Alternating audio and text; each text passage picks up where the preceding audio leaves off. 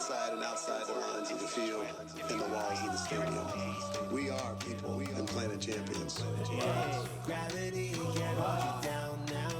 Welcome to the People and Planet Champions podcast. I'm your host, Alex Meacham. And I'm Roger McClendon, the Executive Director of the Green Sports Alliance. This is our intro episode, and I'm super excited for this opportunity to host this podcast. And I thought it'd be really good to start with our intro podcast to establish who is Alex Meacham and who is Roger McClendon and what you can expect from this podcast. But before we do that, I want to give a huge shout out to our producer, Colin Cruzy. Without Colin Cruzy, this wouldn't happen, man. Roger, my good friend, it's time for people to learn more about you and all the amazing things that you've done. Now, let's take about 5 minutes to learn more about your journey from Champaign, Illinois to the Green Sports Alliance. I appreciate that, Alex. And, I'm super humble, so this is a little challenging for me, but I'm going to try to do my best. And I'll help you with it. Okay, for sure. So let's go back to those days, from New York, as a kid that loved baseball and loved sports and thought that was going to be his way out to Champaign, Illinois. And the difference as I moved, as a 7th and 8th grader and, was gifted with being able to play baseball and sports, I really wasn't that tuned into the academic side and the importance of education. And that all changed when my mom, met my dad, Dr. John McClendon, and that family. And so we subsequently had an opportunity with him teaching at the University of Illinois as a visiting professor in philosophy and African-American studies. The whole family moved to Champaign. And I was blessed in that way to really start to focus on the academic side. And that really set the tone for the success that a lot of people see that I have. And again, trying to be humble, it really was the foundation for me to combine my passion for sports and academics. Yeah. So go ahead, Alex. Yeah, Roger. Yeah, I'm going to help you out. Some stuff you might leave out too, because you are very, very accomplished. Go ahead. Yeah. So the other thing that happened as I moved to Champaign was we met this unbelievable coach, because we had some options to pick the high school because the school was going to be very important. I was just starting my high school career, and there were two schools. There was Champaign Centennial, and then there was Champaign Central. But the difference between the two that made the difference for me was the coach at Champaign Centennial, a coach by the name of Coleman Carradine. In his own right, he was a guy at about 5'5", 5'6", that could score the ball in basketball from anywhere on the floor, had the unbelievable pump fake and guard skills. And so he was the guy that taught me the full, complete game of basketball. And he, in his own right, was a small college All-American and scored over 2,000 points in his college career. Was a 4-time All-State. So I couldn't have a much better coach. My dad recognized that, and they had top academics at Champaign Centennial. So that became my foundation. And they, obviously the coach recognized my talent. And, you talking about Ben Wilson, you talk about Marcus Liberty, you talk about Isaiah Thomas, you talk about guys that came out of Illinois as the tops. I was going to be prepared to compete at that level. And so that's what helped me get there, was that foundation. And you've got to talk about coming out of high school, you're McDonald's All-American. Yeah, so that's the path they put me on. It was Martin Luther King High School's Coach Sonny Cox and championship Simeon, Derrick Rose, and you kind of list goes on and on with some of the great ball players there. And because I was able to compete, it actually propelled me to the status of a McDonald's All-American. And that was the University of Illinois camps, and going to all the camps and competing with the best. AFB All-American camp, BC, Bolton, Cronar, you guys remember those camps at the times. And that was the way back in the day that you made a name for yourself. And I remember playing and watching Doc Rivers. I remember playing and watching, Larry Bird compete against Akeem Olajuwon in some of those camps one-on-one. And it just told you and showed you what you needed to do to be the best of the best. And so I have to put my hats off to coaches like Tony Yates. And as I was making my selection to go to any college in the U.S. based on my skills and being a McDonald's All-American, it was a tough choice. I narrowed my choice down, and my dad and mom helped me do this. We asked 25 questions to the college coaches, and those types of questions were not whether Roger would start or not as a freshman. It was more whether could Roger wear a mustache or a goatee And, some of those coaches, Alex, unbelievably enough, struggled with that question. Yep. I could name some names, and I probably should. Villanova at the time, Rolly Massimino, and you had Bobby Knight, and you had some schools that were adamant that that wasn't a choice that you were allowed to make. And the way we looked at it was, as you're going to college, it wasn't just about the sports. It was really about growing up and becoming a man, and in your choice of growing up and making your own decisions, whether you want to wear a mustache or a beard, that's a choice that you should be able to make. And it doesn't impact how you play on the court. Now we know that, we see guys tatted up, and we'll talk about that at Cincinnati. We see guys run into their own personality. It's not about shut up and dribble kind of mentality. You are more than just a basketball player. And that's part of what this podcast is all about, is leadership. And we'll talk more about that. But yeah, that was the opportunity for me to grow into that leadership. And so as I selected from Georgia Tech, Louisville, University of Louisville, University of Illinois, University of Cincinnati, and Vanderbilt, Cincinnati had the co-op program. And the co-op program started in the late 1800s that allowed you to practice your academic craft in the real world. So that would be apply what you learn in engineering in the school into a real job, into the field. And because that co-op program existed and was started at University of Cincinnati, it really worked, where I could take 2 quarters, put those together and do my academics, and then take 2 quarters and go out on the international scene like Ecuador and Costa Rica and work for a national company and get a lot of learning. So that was really important, that I combined with my choice to go to the University of Cincinnati to bring back the Oscar Robertson, national championship days of Tony Yates back to life, was that challenge for me. And so that balance with academics and athletics, you excelled at both. You leave the University of Cincinnati as one of the great scorers of all time. Obviously, Oscar Robertson sits at the top at number 1. And when the 3-point line was added, it kind of moved you down a little bit, Raj. You were up there, and the 3-point line really changed the game as we see it now with Steph Curry and others. But just your ability to balance academics and athletics, as we look at you now and all your success, I mean, you just find a way to continue to balance everything you do. So from the University of Cincinnati, leaving there at a high level, you go on this trajectory, right, on the corporate level, from Yum Brand all the way to Green Sports Alliance. Can you talk to us a little bit about that? Yeah. It was amazing to be able to channel all the competition and the competitive spirit and what I learned in the classroom in engineering and apply that in the real world of business. And, because I fell short of making the NBA, which was a dream, but I recognized that not everybody could make it at that level for whatever reasons, whatever circumstances, that I could pour all of that competitiveness into my career. And I made that choice. It was a tough choice, but I made that choice. And when I did that, I started to think, what do I need to learn and how can I learn? So I got into the manufacturing field right away, was in the field, building boiler control systems. And this AI concept I knew long time ago. We were doing automated systems, so I knew about AI and algorithms. And so we built those systems early days. And then that gave me an opportunity to jump from manufacturing into I would say commercial business. So it was more the consumer side of the business, right? And so I got a phone call. Somebody said, "Come take a look at KFC," and I was like, "What's that?" And I was trying to be, honest about it on the phone, and they said Kentucky Fried Chicken, and I didn't really want to jump to it, but I knew they were owned by PepsiCo, and PepsiCo had a real consumer-facing business, and they talked a lot about leadership, right? And so I took that chance and jumped into the PepsiCo business in the KFC division to take that opportunity to grow.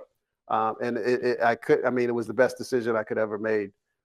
Had great engineering chops from the 5 years that I put in manufacturing, but I shifted into a whole new world of leveraging the other skill set that I had. And that was, from product development to international expansion, to being a global vice president of engineering, to creating the chief sustainability officer role, the first before Pepsi and Coca-Cola in the whole industry. And I was really proud of that, be able to take that idea and with the value that it created to my CEO at the time, David Novak. He loved it, and then he gave me the opportunity to build that function in that division and make a huge impact for our business. And that led you to Green Sports Alliance eventually. Absolutely. And as you know, Alex, through those years we connected, and but other people like Junior Bridgman, who we heard of, I actually met him, and I'll tell a quick story because it's really fascinating. So when I first moved to Louisville from Cincinnati, I was doing some competitive restaurant, what we call them drive through, and we would take the product, tip it, and look at the time and see how well they were doing at the drive through. And when I would do that at a Wendy's store, I looked out the window in the drive through, and Junior Bridgman was handing me the bag out the window, and I almost couldn't believe it. I almost fell out of my seat. And then I subsequently did it the next month at a different store across town, and going through the drive through, checking the temperatures, checking the time, and then handing my bag out the window again. My order was Junior Bridgman.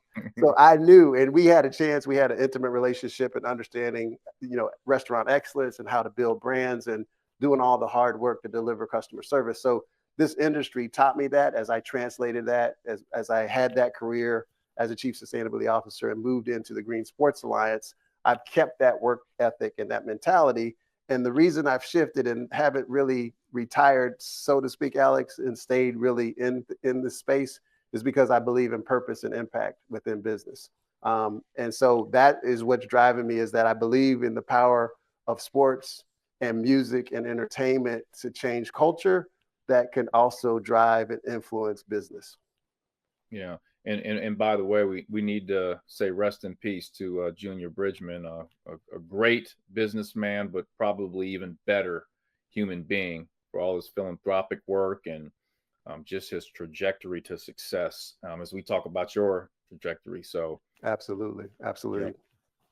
Well, I'll kind of jump into myself, Roger. Yeah. I'm not as accomplished as you, so I'll go through some of these lower level accomplishments that I have. Yeah, no, that was my line. That my line was, tell me about Alex Meacham, and it goes all the way back to when you were a baller back in the day, when I used to see you, at the camps at the UC Bearcat basketball camps, along with your dad, who was also a hero of mine. So yeah, I want to hear about the Alex Meacham story for sure.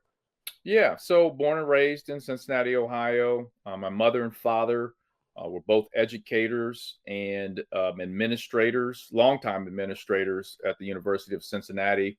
My dad at one point was associate athletic director at the University of Cincinnati. My mother was president of DAP, the fashion department. So she was in charge of all fashion design.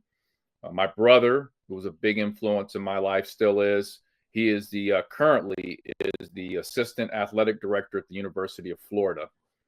They just won a national championship in basketball. Graduated from Roger Bacon High School. And for those that are not familiar with Roger Bacon High School here in Cincinnati, the only high school in the state of Ohio to ever beat LeBron James in St. Vincent St. Mary's. When LeBron was in high school, they never lost to a team in the state of Ohio until they played Roger Bacon in a state championship game. There's actually a book about this, Raj. Wow. About that team from Roger Bacon that beat LeBron. And I take a lot of pride in that. I did not play on that team, but a lot of those young men that played on that team that beat LeBron's team, I had some influence on helping them with their game, teaching them, because I was older and they were younger. They were freshmen. So that was really cool to watch, those young men turn into who they turned into and really, create a lot of history. And just through that, I had the opportunity to be a walk-on at the University of Cincinnati under the Hall of Fame coach, the legendary Bob Huggins. Played alongside Kenyon Martin, who, I don't know if you know this, Roger, but Kenyon Martin is the last senior in college basketball to get drafted number 1. Wow. That might not change based on how things are moving these days. And what about your book too? Because I know that was an inspiration. So wrote a book called Walk of a Lifetime, released in 2001. And what was so cool about the process of writing the book was it talked about my journey, but the book wasn't just me telling my story. It was written to help young people that go through things along their journey. And my story is I did not complete a full season of high school basketball in 4 years.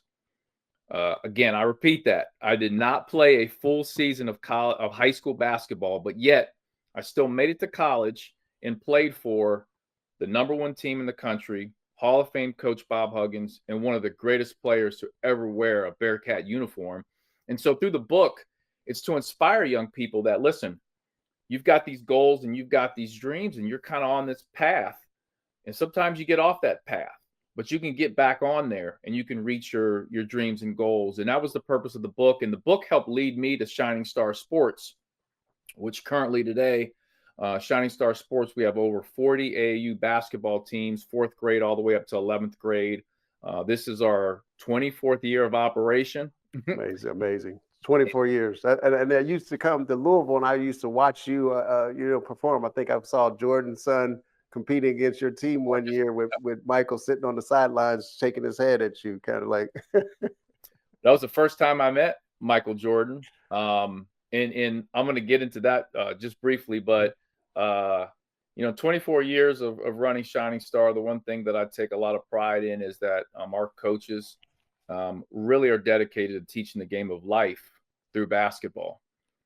Basketball is just that vehicle to really teach you life lessons. A lot of people say, some CEOs and, presidents of companies, say they run their business like a point guard because they were a point guard. And that's what we try to get across to our kids, that you can take these lessons in basketball and take them to the corporate world or whatever you do, or being a great husband or a great, father.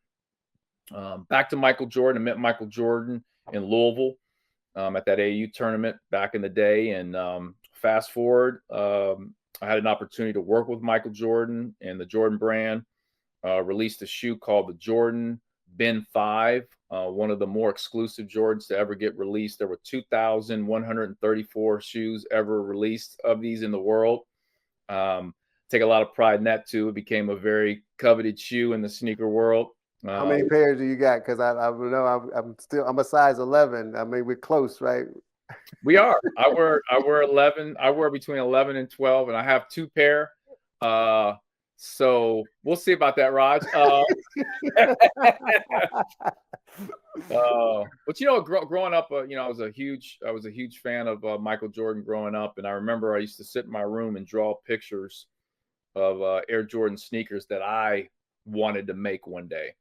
And not even, I still have actually a couple of the pictures in my storage unit, and not even knowing that I had the foresight that I eventually was going to work with Michael Jordan on an actual sneaker that had my name attached to it, which is incredible. That's amazing. That's amazing. And I've seen your artistic ability. I mean, one of the programs you used to run, I mean, it was a benefit, and then you did that recognition, and you had me drawn up, in an artistic way, and I really appreciate that. I still got that picture. Oh yeah. Yeah. Absolutely. And anything for one of our goats, our Bearcat goats. And fast forward to today, a couple things that I do that I'm really proud of. I serve on 2 local boards, one of which is called Talbert House. And the project that I specifically work with is called Fatherhood. And we raise annually about $400,000 to go to serve men specifically that have families that have gone through the court system, incarcerated, drug, alcohol abuse. And we help them get rehabilitated to be fathers and get back to their families when their families have been removed from them due to incarceration, drug, alcohol, and just try to break that cycle of just go to jail, get out of jail, go to jail, get out. Let's get completely out. And currently it is one of the top programs in the United States of America when it comes to rehabilitating fathers. So I'm very proud of the work that we've done with that. I'm also serve on the Boys and Girls Clubs of Greater Cincinnati. Another thing I'm proud of. And I got to brag about this. Yeah. We are in the process of raising $50 million for the Boys and Girls Clubs of Greater Cincinnati to better serve our community. Just built a $7.5 million facility in the most low-income area in Greater Cincinnati to help those kids, give them a safe home, a safe place to go, learn, play sports.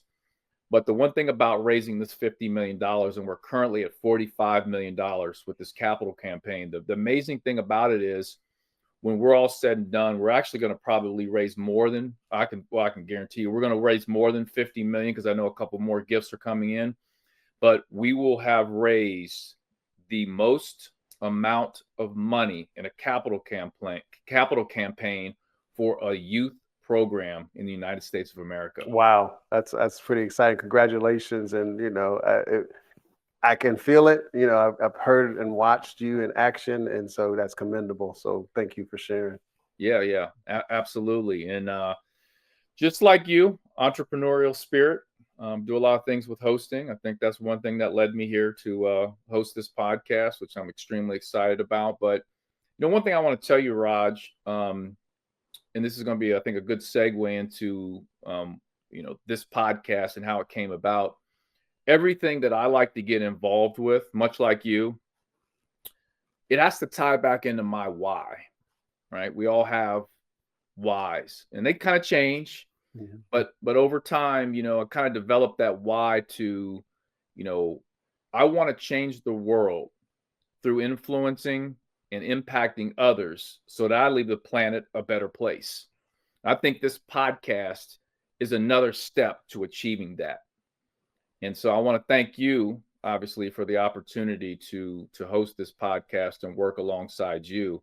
So let's give everybody kind of a glimpse into how this podcast came about. Absolutely. And again, I appreciate your partnership and the things that you said, what's most valuable to us. And the reason we did start this podcast, if you look at the title, it's called People and Planet Champions. And you just talked a lot about the people side.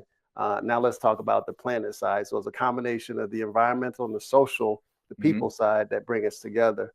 And everything that you stand for, your brand that you created, the way you carry yourself, your professionalism, is all about how we can make that happen, integrated into this business setting.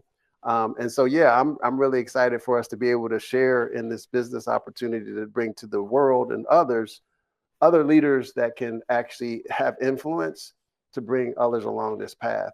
And, if you look at history, it always hasn't been the case, right? We come out of some really tough historical times, from slavery to looking at wars and things that are happened, and to be resilient and to think about the human side of things is really where I think we need to go. And no better way that what I call the theory of change, Alex, for this podcast is that sports, music, culture, and entertainment and the inspiration, aspiration it has can be used for the power of good, for the power of change. And so that belief, like you just said, that's what we believe in. And so it's great for us to collaborate and come together based on that premise. Yeah. Take us back, Raj. You and I go back. I was a little kid coming to University of Cincinnati basketball camps, and I would see the great Roger McClendon. Well, let's be honest. It was another guy. Another guy you was really watching was that guy named Romel Shorter, who was about your height at the same time, and I think you might have been in the 6th grade. But so nobody could help it because this guy was so energetic. I mean, he played on the playground with Isaiah. He had so many dynamic moves. He had charisma. Yeah. And so it was great to be in that camp. As a counselor and kind of watching the development of young kids. And I would go back and speak to the high school students at Moeller, and any opportunity that I had, I would do that to give back and inspire kids to take education first, listen to your grandmother and your parents, your elders, respect them, and then work your butt off as hard as you can because life is too short, right? And take advantage of those opportunities. So I was young in that messaging, but it really hasn't, those core values really haven't changed. And it was great to see you develop and come out of that program. And especially with your mom and dad, and your brother and the leadership that you had to come, but they gave to everybody. They gave to all of us, and I really appreciated that. So yeah, so that's where we first kind of met. You didn't know at the time that I would be able to do what I did, but we ended up doing a little bit. And I always tell the story, Rod, that I had a basketball hoop put in my backyard, and I would go in the backyard and I would imitate Michael Jordan. I wanted to be Michael Jordan, wear the shoes like Michael Jordan, baggy shorts like Michael Jordan, the whole deal. But then I started watching a guy locally, Roger McClendon. I wanted to be like Roger McClendon, shoot like Roger McClendon, and you became one of those basketball idols for me. So to kind of fast forward to us working together is truly amazing. And we've had the opportunity to work together on several different fronts, but the trip to Seattle, the Green Sports Alliance Summit, I think kind of changed everything. You asked me to come out there, be a part of the event. Got an opportunity to introduce you at the summit, but it opened my eyes to seeing a whole new world, meeting a lot of different people than I see in my everyday life of basketball or whatever, and people that are doing amazing things to change our world.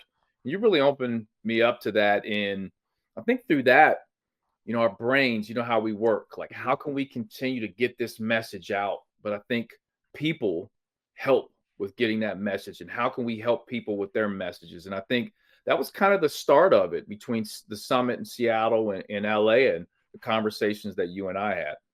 Yeah, the power of the Green Sports Alliance is amazing, and our reach is we're unlimited, And when you think about how sports and music are the universal language of the world, how people come together from the Olympics to what we watch and how we look at culture every day, that's a powerful medium. And what you were doing is really diving deep into local impact, from the TV stations to local high school football. I mean, you're so integrated into Cincinnati. And then with your AAU program, you expanded actually beyond the borders of Cincinnati into youth around the area that wanted what you could deliver, right? It was that development, that leadership development, the consistency. So as you were building that brand, I was watching, I was checking out social media. I was coming to the games. I was watching the coaching tree develop, and you engaging younger people in that coaching world to take on that leadership. And it's not always easy, and then watching the folks that are in your program, like when we went out to, I think we were in LA. Yeah. And then we went to the game, and then all of a sudden we ran into, the Clippers. And then we ran into one of your athletes who was like this influencer beyond, right? Like this incredible influencer. Yeah. So your tentacles, what you've done, you have made impact. You are influencing in a positive way. So I think bringing those two together, I thought about you when I said, like, who can I authentically connect to? Like what I'm important to connect to what we're doing to grow it. And so I appreciate you coming on board and being a part of it. And I see what you're doing as authentic to even make more impact.